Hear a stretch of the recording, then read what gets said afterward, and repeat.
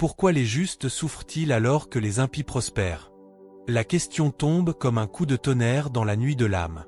C'est une interrogation ancienne, gravée dans le cœur des prophètes, criée dans les psaumes, murmurée dans les prisons et les déserts, répétée dans les soupirs silencieux de ceux qui marchent avec Dieu mais voient le mal triompher autour d'eux.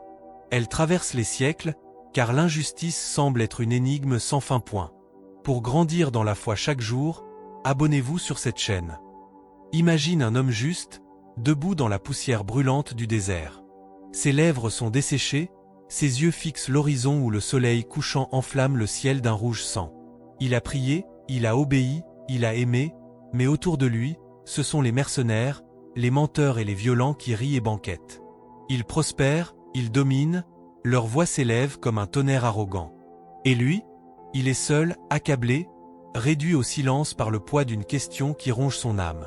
Dans le feu des fournaises intérieures, cette interrogation s'élève encore. Seigneur, pourquoi les tiens ploient-ils sous le joug, tandis que ceux qui te méprisent avancent triomphants? Le désert devient alors un théâtre. D'un côté, les tentes des impies illuminées par l'abondance, les chants de leurs festins résonnant dans la nuit. De l'autre, le juste, assis sur une pierre nue, les mains vides, mais le cœur habité d'une vérité qu'il ne peut encore saisir pleinement. Chaque spectateur de ce drame se retrouve pris entre deux visions. La première, visible, éclatante, celle de l'injustice apparente. La seconde, invisible mais réelle. La promesse cachée derrière l'épreuve, comme une flamme fragile qui refuse de s'éteindre. Le contraste est brutal. Le feu contre le désert. Le banquet contre la solitude. L'éclat du rire contre le silence douloureux. Et pourtant, c'est dans ce contraste que naît la tension spirituelle.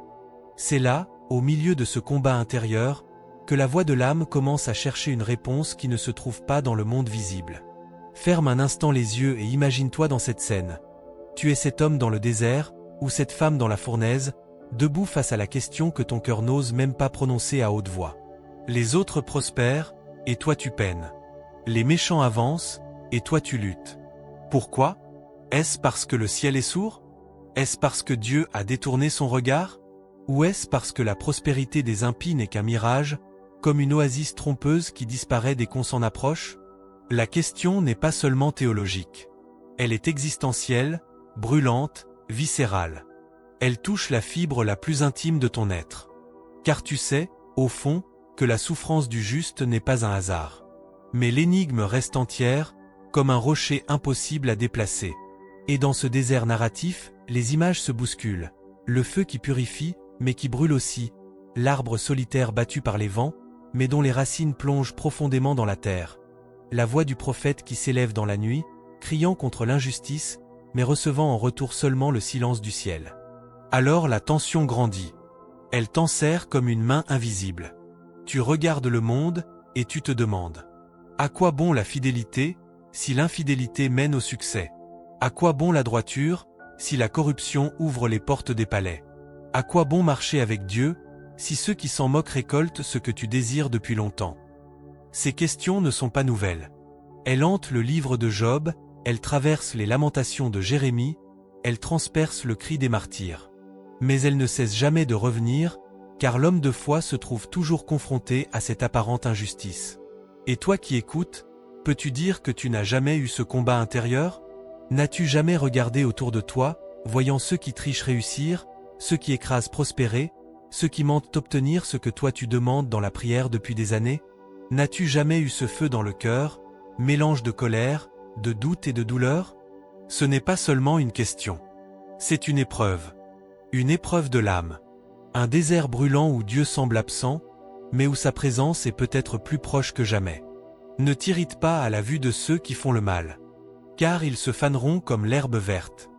Psaume 37, 1-2. Ces mots sont comme une épée qui tranche les illusions du monde. Ils rappellent une vérité essentielle. La prospérité des méchants n'est qu'une saison passagère, comme l'herbe qui brille au soleil mais se dessèche dès que souffle le vent brûlant. Le psalmiste ne se contente pas de décrire un phénomène, il révèle une loi spirituelle. La justice de Dieu ne se mesure pas au succès immédiat, mais au destin ultime des âmes. Le croyant est appelé à lever les yeux au-delà de ce qu'il voit. Car ce que nous voyons est temporaire, et ce que nous ne voyons pas est éternel, 2 Corinthiens 4h18. Le juste doit apprendre à discerner la différence entre l'apparence et la réalité. L'apparence, c'est l'éclat trompeur des impies, leur richesse, leur pouvoir, leur rire. La réalité, c'est leur fin inévitable. Comme l'herbe qui jaunit, comme la fleur qui tombe, comme la poussière que le vent emporte. À travers toute la Bible, ce contraste est répété avec force. Dans Jérémie 12h01, le prophète ose demander « Pourquoi la voie des méchants est-elle prospère ?» La réponse divine ne tarde pas, s'ils ont semé le blé, ils moissonneront des épines. Leur prospérité n'est qu'une illusion, un piège destiné à révéler leur cœur. Dans Habacuc 2h03, il est écrit « La vision est encore pour un temps fixé, elle parle de la fin, et ne mentira pas. » Cela signifie que Dieu a fixé un jour où toute injustice sera dévoilée, où tout secret sera mis en lumière, où chaque homme rendra compte. Ce que l'œil perçoit comme une victoire du mal est en réalité une mise en scène éphémère avant la chute. Le Christ lui-même avertit ses disciples dans Matthieu 16h26, « Que servirait-il à un homme de gagner le monde entier s'il perdait son âme ?» Voilà l'essence de la vérité divine. Les impies peuvent s'enrichir, accumuler, se glorifier, mais s'ils perdent l'âme, tout est perdu. Leur joie est un feu de paille. Leur triomphe est une bulle qui éclate. La lumière des Écritures éclaire aussi la position du juste. Celui qui souffre n'est pas abandonné, mais éprouvé. Celui qui peine n'est pas oublié, mais affermi. Celui qui pleure n'est pas rejeté, mais préparé à recevoir une consolation éternelle. Le psaume 126 le proclame, « Ceux qui sèment avec larmes moissonneront avec chant d'allégresse. » La souffrance du juste est une semence. Elle n'est pas vaine, elle n'est pas stérile. Elle portera un fruit, mais ce fruit appartient à un autre temps, un autre monde, une autre gloire. L'herbe verte, éphémère, est le symbole des impies. Mais le juste est comparé à un arbre planté près des eaux, qui donne son fruit en son temps et dont le feuillage ne se flétrit pas. Psaume 1h03. Là encore, l'image est claire. Les racines du juste plongent profondément dans la parole de Dieu, alors que l'impie n'a pas de racines solides. Le premier endure, le second disparaît. Les prophètes, les apôtres, les martyrs ont tous porté ce fardeau. Ils ont tous vu les impies prospérer tandis qu'eux étaient rejetés, battus, emprisonnés, crucifiés. Mais aucun n'a douté que la justice de Dieu finirait par se manifester.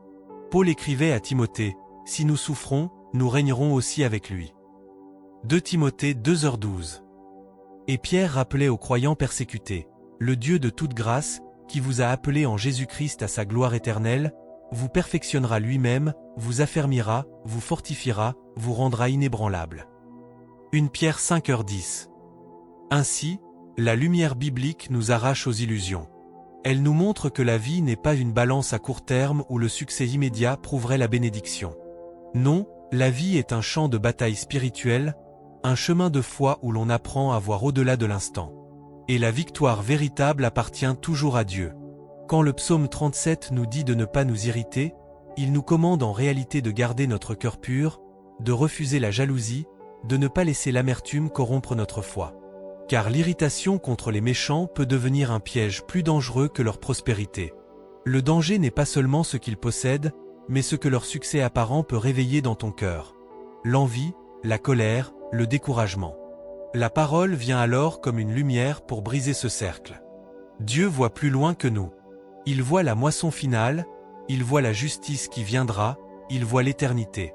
Toi, tu ne vois que l'instant, le feu de l'épreuve, la sécheresse du désert. Mais la parole affirme, ils se faneront comme l'herbe verte. Pas peut-être. Pas éventuellement. Mais inévitablement. Que fais-tu quand le mal semble gagner? T'abandonnes-tu, ou tiens-tu ferme, sachant que ta récompense est éternelle? Cette question ne s'adresse pas aux foules, elle s'adresse à toi. Oui, à toi, qui regarde ces paroles et qui sent parfois ton cœur vaciller sous le poids de l'injustice. Que as-tu fait, la dernière fois que tu as vu quelqu'un mentir et obtenir ce que tu désires depuis des années? Que as-tu ressenti, quand la personne qui te méprise a reçu les applaudissements qui, au fond de toi, tu pensais mériter? Ton cœur s'est-il resserré comme dans un étau? As-tu senti une brûlure, une jalousie sourde, un cri silencieux que tu n'as osé exprimer? Il est facile de prier quand tout va bien. Il est facile de chanter quand ton ciel est bleu. Mais que fais-tu quand les nuages s'amoncellent et que la pluie tombe sans s'arrêter? La peur. Elle s'installe dans ton esprit comme une ombre rampante. Peur que tes efforts soient inutiles. Peur que ta fidélité ne mène nulle part. Peur que Dieu t'ait oublié. Et dans le silence de la nuit, cette peur se transforme en question. Pourquoi moi? Pourquoi pas eux? Suis-je vraiment sur le bon chemin? Puis vient le découragement. Il frappe sans prévenir, comme un vent glacial. Tu n'as plus la force de lutter, tu n'as plus envie de prier, tu traînes tes pas dans une fatigue que personne ne peut comprendre. Tu vois les autres avancer, rire, réussir, pendant que toi tu portes ton fardeau invisible. Et tu penses, à quoi bon? Et parfois, la jalousie pointe son visage. Tu te surprends à envier ceux que tu devrais plaindre. Tu regardes leur réussite et tu compares leur chemin au tien. Tu vois leurs mains pleines et les tiennes vides. Tu vois leur victoire et tes défaites. Tu vois leur lumière et ta nuit. Alors ton cœur murmure, « Seigneur, pourquoi pas moi ?» Et enfin, le doute. C'est le plus perfide de tous. Il s'infiltre doucement, comme une pluie fine qui pénètre les fissures de la pierre. Il ne crie pas, il chuchote. Et si tout cela n'était qu'un mensonge? Et si Dieu n'écoutait pas vraiment? Et si tu perdais ton temps? Ces pensées te hantent, non pas parce que tu veux les croire, mais parce qu'elles semblent correspondre à ce que tes yeux voient. Alors je te repose la question. Que fais-tu quand le mal semble gagner? Baisses-tu les bras, ou continues-tu à avancer, pas après pas, même dans la nuit la plus noire? Rappelle-toi, les plus grandes batailles ne sont pas celles qui se jouent autour de toi, mais celles qui se jouent en toi. La jalousie, la peur, le doute, le découragement, voilà les véritables ennemis. Et si tu les laisses gagner, alors le triomphe des impies aura atteint son but pas parce qu'ils sont puissants, mais parce que tu auras abandonné ton âme. Écoute cette voix en toi. Elle t'appelle à tenir ferme, à ne pas te laisser consumer par ce que tu vois, à ne pas laisser l'amertume s'installer dans ton cœur. Car si tu tiens ferme, même quand tout semble perdu, alors tu découvriras une vérité que les yeux du monde ne voient pas. Ta récompense est éternelle. Le mal peut briller comme un éclair, mais il s'éteint aussi vite qu'il est apparu. Le bien peut sembler discret, invisible, presque insignifiant, mais il dure. Et il construit en toi quelque chose qu'aucun succès éphémère ne peut offrir. La force intérieure, la paix profonde, la lumière qui ne s'éteint pas. Alors demande-toi, veux-tu échanger ton éternité contre un instant? Veux-tu abandonner ton héritage céleste pour quelques miettes terrestres? Veux-tu laisser le doute t'arracher la foi qui te relie à ton Créateur? Non. Tu le sais au fond de toi. Même si tu as peur, même si tu doutes, même si tu te sens faible, tu sais qu'il y a une vérité plus grande que ce que tu ressens. Et c'est cette vérité qui t'appelle à tenir, à persévérer, à marcher malgré la douleur. Que fais-tu quand le mal semble gagner? Tu choisis de croire que ce n'est qu'une illusion. Tu choisis de croire que ta fidélité porte déjà un fruit invisible. Tu choisis de croire que ton Dieu n'a pas oublié ton nom, ni tes larmes, ni tes prières. Alors, même si ton cœur tremble, avance. Même si tes mains sont vides, lève-les vers le ciel. Même si tu ne comprends pas, continue de croire. Car la justice de Dieu n'est jamais en retard. À travers les siècles, des hommes et des femmes ont affronté cette même énigme. Pourquoi les justes souffrent-ils tandis que les impies semblent triompher? Leur vie et leurs paroles résonnent comme des réponses incarnées, bien plus fortes que de simples théories. Saint Augustin, au IVe siècle, fut lui aussi traversé par ces tourments. Il avait vu la gloire des puissants de son temps, les fastes des empires, les illusions des plaisirs. Lui qui avait cherché la vérité dans les passions, les honneurs et les philosophies humaines, en avait goûté l'amertume. Et c'est dans son chef-d'œuvre, les Confessions, qu'il laissa cette phrase immortelle. « Nos cœurs sont sans repos tant qu'ils ne reposent en toi. » Ces mots ne sont pas une belle maxime, mais un cri sorti d'un combat intérieur. Augustin savait que les richesses du monde ne donnent aucune paix véritable. Il avait vu des hommes prospérer extérieurement tout en se consumant intérieurement. Et il avait compris que la véritable récompense ne se trouve pas dans la gloire terrestre, mais dans la communion avec Dieu. Des siècles plus tard, un autre témoin leva sa voix avec puissance, Billy Graham. Ses prédications, entendues par des millions à travers le monde, frappaient comme des éclairs dans une nuit spirituelle. Il ne se lassait pas de rappeler l'exigence radicale de l'Évangile, choisis le chemin étroit. Devant des foules immenses, il avertissait, « le chemin large mène à la perdition, et nombreux sont ceux qui y entrent. Mais le chemin étroit mène à la vie, et peu le trouvent. Sa voix résonnait comme celle d'un prophète moderne, exhortant chacun à refuser la facilité, à ne pas envier les impies qui prospèrent sur la route large, mais à marcher dans l'humilité et la fidélité, même si cela coûte. Billy Graham rappelait que ce n'est pas la popularité, la richesse ou le succès immédiat qui compte, mais l'obéissance à Christ. Ses sermons étaient une mise en garde, les apparences trompent, mais la parole ne ment jamais. Et puis vint Martin Luther King Jr. Ce pasteur baptiste qui fit trembler les fondations de l'injustice raciale aux États-Unis. Il aurait pu se décourager en voyant la haine prospérer, les discriminations écraser des vies entières, les puissants se maintenir au-dessus des faibles. Mais il choisit la foi comme arme. Sa voix, vibrante d'espérance, porta cette phrase devenue célèbre. La foi, c'est faire le premier pas même quand tu ne vois pas tout l'escalier. Ces mots résument l'attitude du croyant face au mystère de la souffrance des justes. Avancer sans voir la fin, marcher même quand l'avenir est voilé, croire que chaque pas compte, même dans l'obscurité. King n'a pas vu l'accomplissement total de son rêve, mais sa foi a tracé un chemin que d'autres ont continué à suivre. Ces trois voix d'Augustin, Graham, King viennent de contextes différents, d'époques différentes, de combats différents. Et pourtant, elles disent toutes la même chose. La prospérité apparente des impies n'est rien face à la paix intérieure et à la force éternelle que donne Dieu. Augustin nous rappelle que le cœur humain reste vide sans Dieu, quel que soit l'éclat des richesses. Billy Graham nous avertit que le chemin large, même s'il brille de succès, conduit à la perte. Martin Luther King nous enseigne que la foi est un pas, même dans le brouillard, et que ce pas change l'histoire. À travers eux, l'histoire devient un miroir pour notre temps. Car leurs combats ne sont pas éloignés des nôtres. Nous voyons encore des injustices, nous voyons encore des puissants prospérer, nous voyons encore la haine lever la tête. Mais leur exemple nous rappelle, ce que nous voyons n'est pas la fin de l'histoire. Et toi, quand tu entends la voix d'Augustin, ne sens-tu pas ton cœur battre avec le sien, reconnaissant que rien ici-bas ne peut combler le vide que seul Dieu remplit? Quand tu entends la voix de Graham, n'as-tu pas envie de refuser la facilité pour choisir la voie étroite, même si elle coûte, même si elle isole?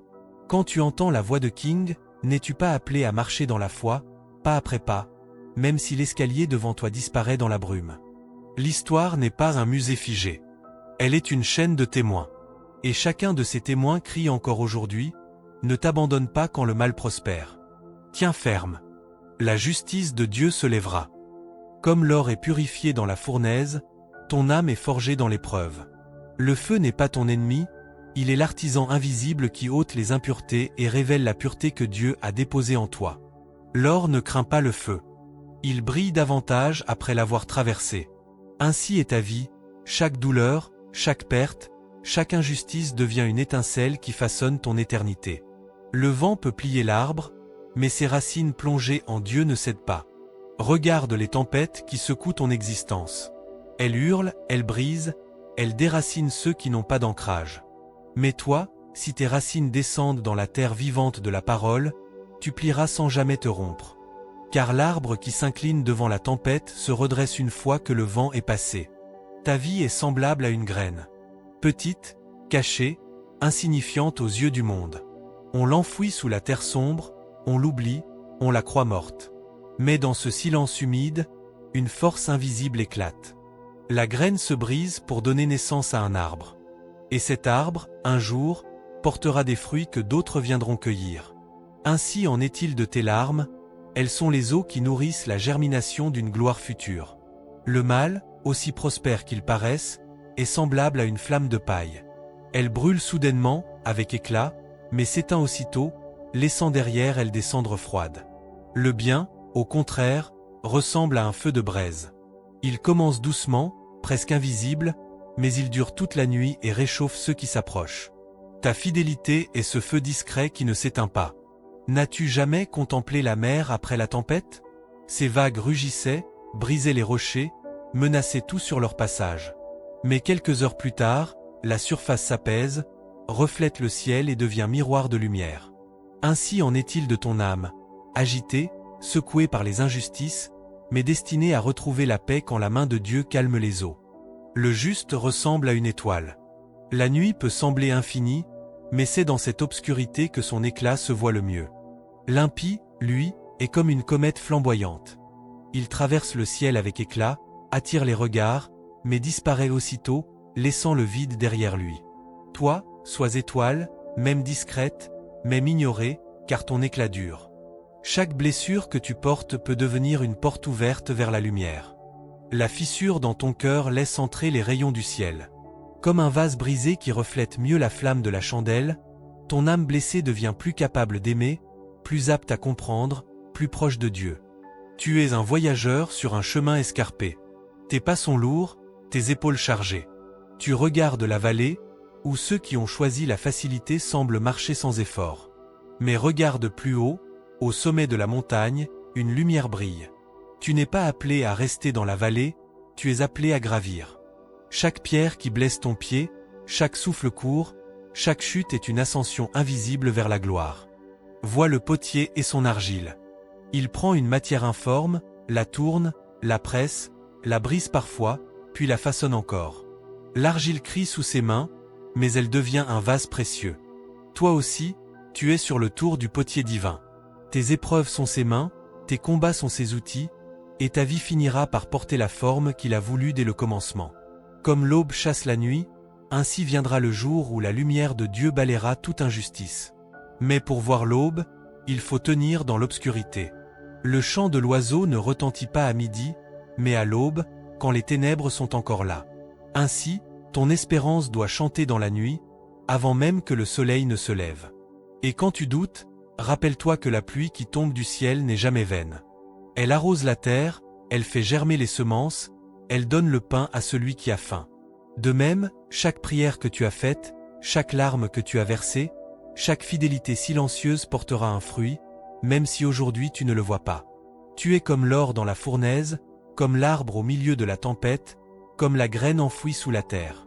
Tout ce qui semble te détruire est en train de te construire. Tout ce qui paraît te réduire est en train de t'élever.